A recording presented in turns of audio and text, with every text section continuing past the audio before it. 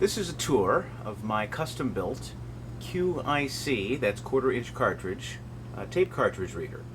It's custom-built so that any format that's written on these tapes, these older tapes, such as the DC 300 and the DC 600 quarter-inch cartridge, can be read by some custom hardware and custom program that I've written.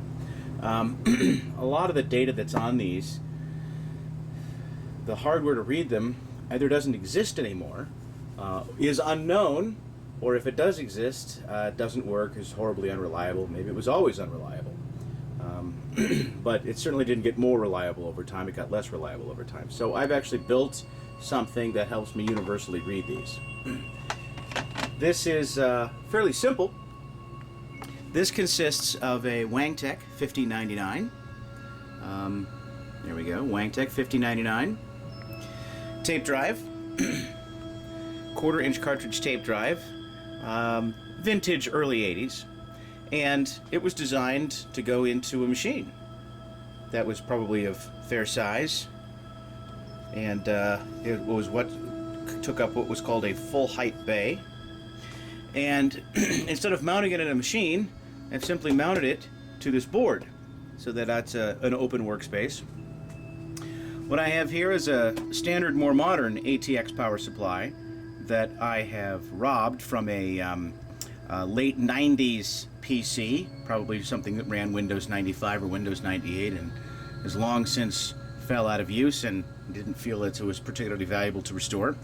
But the power supply works, so I simply took that, and those connectors fit up just nicely with the factory connectors, factory Molex connectors on the tape drive. Now I believe, nope, just the one. Okay. A little bit of background on these. Usually, you might notice that the underside of this is hollow. Well, this is where a formatter board would go. A formatter board that would look something like this. This is a QIC 02 hardware interface to QIC 36 hardware interface. And this would have gone underneath the tape drive, just like this here, and would have plugged in to the QIC interface plug on the back of this, which looks just like this board. Actually, it's one exactly like it. I got this out of another Wangtec 5099 tape drive. Why doesn't that fit? Now it fits. And that's how these particular things go together. Now, as I was talking about, I removed this. I'm not using one. That's a hollow space. So let me explain a little bit more about this board so we can understand why. So the board not only adapts QIC 02, in this case, to QIC 36. There are other boards that adapt SCSI, SCSI, to QIC 36, and there may be other formats, I don't know. But this adapts the signals from one to another. I know it's not the correct terminology to say it's an adapter because it does much more than an adapter. Really, it does two main things. One, it controls the tape drive according to the signals that the computer is sending to it, the motherboard of whatever system it is. It handles some of the more rudimentary controls that are required over the QIC 36 interface. And two, it determines the format type of the data that's being written to the tape or being read from the tape. And that's hard-coded in here somehow. So whether it's QIC 24 or QIC 11 or some other proprietary format, this is the board in this style of tape drive that determines what that format is. And so in this case, I've actually taken advantage of the fact that this board does the formatting. And since we want to make this universal, we're not using it at all, because we don't want to be limited to whatever format that this thing wants to see. We want to be able to read any format whatsoever. And that's more about what this board is and why we're using it. Or I should say, why we're not using it. And that's because we want the format to be read universally. We want this system to be format agnostic, meaning that it can read any format. And I'm going to show you how that works. One of the things that I discovered is that I don't actually need that formatter board, and as a matter of fact, for my purposes, it gets in the way, because I wanted to be able to read the raw data pulses, the magnetic flux transitions that create the data pulse that stores the data on the tape, right? That this tape drive reads in order to interpret it into data. So what I've done is I have made a connection to the QIC 36 hardware connection back here. And for example purposes, I have this identical board that basically is on the underside of this, and just to demonstrate the QIC 36 connector here. You might notice that matched one of the connectors on the other board that I showed you. So this is a QIC 36 interface. It's mounted underneath here like that, and I have a connector custom made that I designed to connect to that. That custom made connector with these rather homemade looking ribbons and connectors, because I use them for a number of different things, I have going into this box with these LEDs on it. Now this box only serves one purpose, and that was to educate me on how the QIC 36 interface worked, or as a matter of fact I used it for a lot of different interfaces, but for this particular purpose I created this label overlay for these LEDs that actually show what each of the pins 2 through 50 do on the QIC 36 interface. I have some other YouTube videos that actually demonstrate this particular box in use on an actual machine, where the machine is controlling the tape drive. In this case, I'm going to be controlling the tape drive manually. Now, the key piece of information that we really wanted is just one: the read data pulse here on pin 26. So on all these connectors here, on this board, the only one I'm interested in would be number 26. So I believe this would be the even connector side of the board, and so 26 is the only one I'm interested in. That's the one that provides the data pulses that the tape reads when it comes across a magnetic flux transition. Okay, but of course we need the rest of these just because, well, we need to control the tape. Remember that that formatter controller board did a couple of different things. It controlled the tape drive using the hardware interface, as well as determine the format that was written onto the tape. Well, so basically I have two things going on here. One, I have basically manually recreated with simple switch circuitry instead of transistors the controls that I want to manually manipulate in order to read the tracks and direction of the tapes that I put in here. And so I do that through these switches here, and I'm going to demonstrate that in a minute. But two, I wanted to capture the data. So on the back side of this, I have actually mounted a logic analyzer.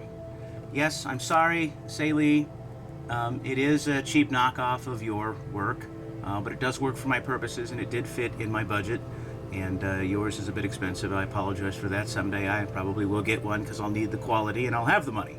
But until then, I'm using this logic analyzer, and I'm only using one channel. I only have it connected to one channel. So you see these extra wires, they're really not connected to anything. Just the red one is connected to channel 1, and I have that one coming over here to pin 26 on my custom-made display box here, which is connected to connector 26, pin 26 on this this cable connector right here. So that is all the more complicated that this universal tape reader is, at least as far as the hardware side. So let's go to the software side and watch it in action. So I've just created this thin plywood table, if you will, here that sets on here.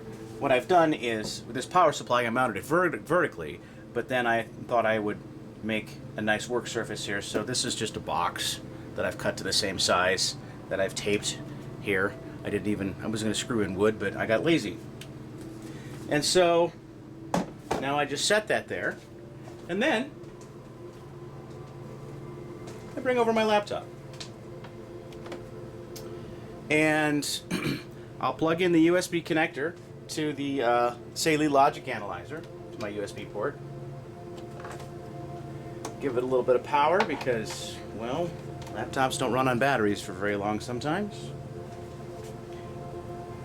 And let's see what else we have here. So now I'm going to read a track on this QIC cartridge here. I've actually refurbished this.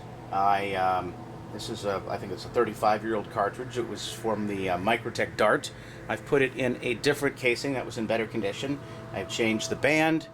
I removed the tape reels from the original cartridge, and I put them in a food dehydrator, and I baked them at 138 degrees for something like 4 or 5 days straight to make sure that the moisture got out of the tape, because it was experiencing some sticky shed syndrome the first time I tried that. But these are all the things that would go into doing this successfully. So I'm going to read one of the tracks on this. And so I'm going to, which track am I going to read? I believe I'm going to read track 6. I'm going to read track 6 because I've read tracks 0 through 5 already. So I'm going to demonstrate reading track 6. Alright, so I insert this here the way it's designed. I'm not going to put it all the way in yet, just wait for a moment. I'm going to do a little test here. I have my Saley Logic Analyzer. I have my Saley Logic Analyzer version 1.1.15 open here, and it has recognized the the knockoff Saley Logic Analyzer hardware that I have plugged in here. And I'm just going to do a little test. I'm going to click Start, and it's doing a capture. And it's just capturing, well, pretty much nothing's going on. And sure enough, that's exactly what we see. There's just a line down here. There's just a line down here that says there's really no signal. That's exactly what we would expect. So now we're actually going to go through the procedure of reading a track on the tape. So the first thing I'm going to do is set things up and get ready. So I'm going to turn the power on. This is the power switch that's just connected to the factory power connection circuit on the ATX power supply that I've installed here. It used to be connected to the power button on the PC, but now I just connected it to the switch. There was some circuit that did that. So there it is. I flip the power on, and you see these lights will go on.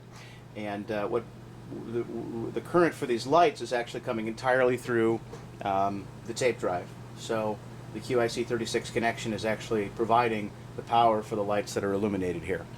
And so in order to control this, we're going to basically ground out certain connections on this to send the commands to the tape. I'm certain that integrated circuit chips, transistorized integrated circuit chips, actually do that. Those of you who know this circuitry better than I do will know that I'm probably not using the correct terminology, but I'm just giving a general idea. I'm just using switches, and these switches simply connect various connectors here to ground. I had a little interface here that I built so that I could see a little bit easier what was connecting to what, and I could make some changes here through these pins and connector wires. But in essence, they come down to underneath this plastic cap that I've mounted these switches into, that I've mounted to this board. Okay, so let's do a few things here. It's on. I am going to insert the tape, and the tape drive is going to initialize the way it does from the factory. And that did an initialization where it did some kind of head alignment and centering, and that's what this was designed to do when it was new, and it's still functioning properly. And so now I am going to choose the track before I read. So let's look at what that looks like. I've taken from some of the manuals of these tape drives. It was actually out of a manual of an Archive Scorpion. Archive, I believe, 5945. I think that's the model. I have some of those lying around, even though that's not what I'm using here.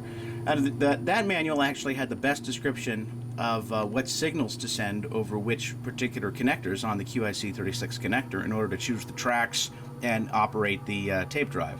And I figured out how to do that manually.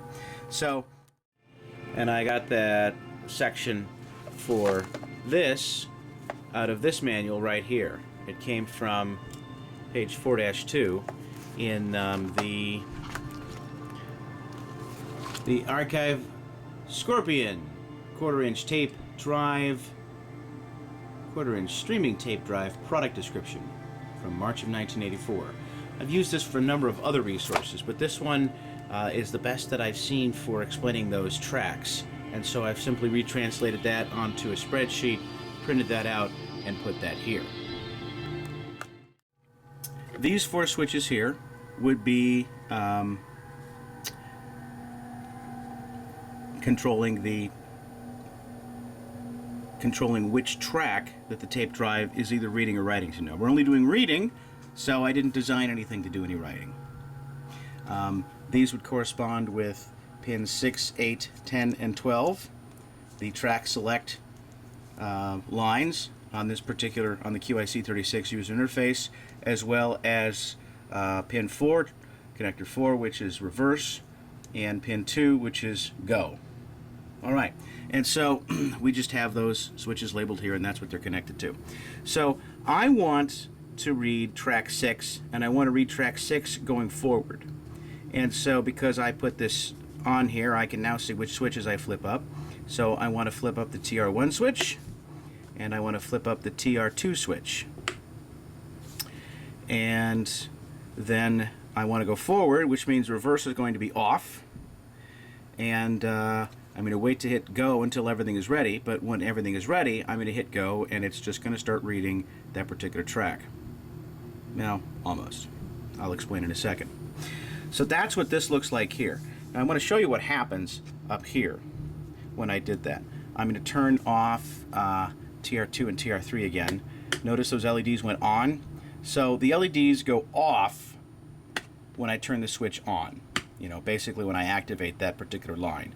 And that's how it's designed. A low signal is considered on, and a high signal is considered off. A low signal being very near ground, and a high signal being somewhere around, 4 to 5 volts. So that's what I've done here with the manual switches. And of course, the controller formatter board does this all electronically through its circuitry. All right, so now we're just about ready to capture track 6 on this tape. So let's watch that happen. Okay, so everything is almost ready. I have the logic analyzer ready to go. It recognizes it. There's a start button up here for me to click. Not sure if that's in the screen or not yet, but let's get it there. Yeah, there we go. There's a start button up here for me to click. So basically starts the capture. What do I have this set on? I think I'll give some specifics. I have this set on 10 B samples, and the highest that this particular piece of hardware will go, and that's 24 megahertz. So I just wanted the most accurate capture of the data pulses that I could get, so I just set this thing for the maximum, and I'm not particularly concerned with the amount of data on my modern PC, my modern laptop, that it's going to use up, because accuracy is my primary concern in this with this procedure. So I just set that for the longest sample possible, 1B, and 24 megahertz. What is it? Maybe somebody could tell me what the B stands for. Maybe it's 10 billion. I'm not quite sure. I never actually looked it up. I just played with this and learned on my own. All right, so now we're almost ready to start. Except I need to. You saw me insert the tape a minute ago, and I need to initialize this. the way this vintage of tape drive works is its first signal to go, it does an initialization on the tape. It did an initialization of the head when we put that in. I'll do that again just so we can hear it. That's normal. That does some kind of head centering. And now we just need to basically initialize the tape position. So what I'm going to do is I'm going to turn the go signal on then off again, really quick, and it's just going to basically make sure that the tape is at the correct start position as soon as I do that. So here we go.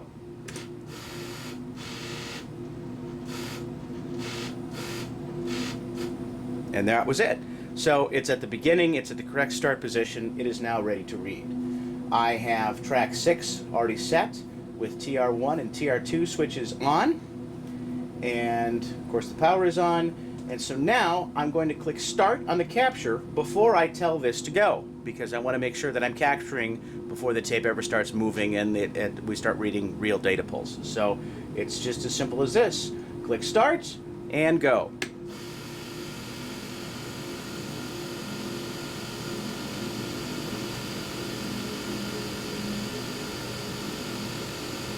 And it takes about 60 seconds to read the DC 300A data cartridge tape. It's about 450 feet of tape.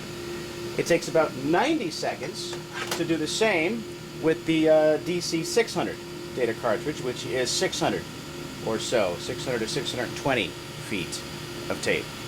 And these are the two that I mainly built this to work with. So, a little over half done. I can see the reels here.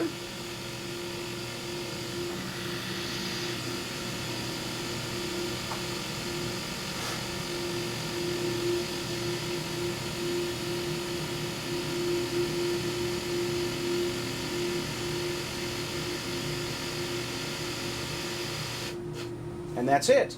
So the tape has come to the end. I'm going to click stop. The tape drive hardware is correctly recognizing the end of the tape so that it handles that for me. I don't have to handle that here manually.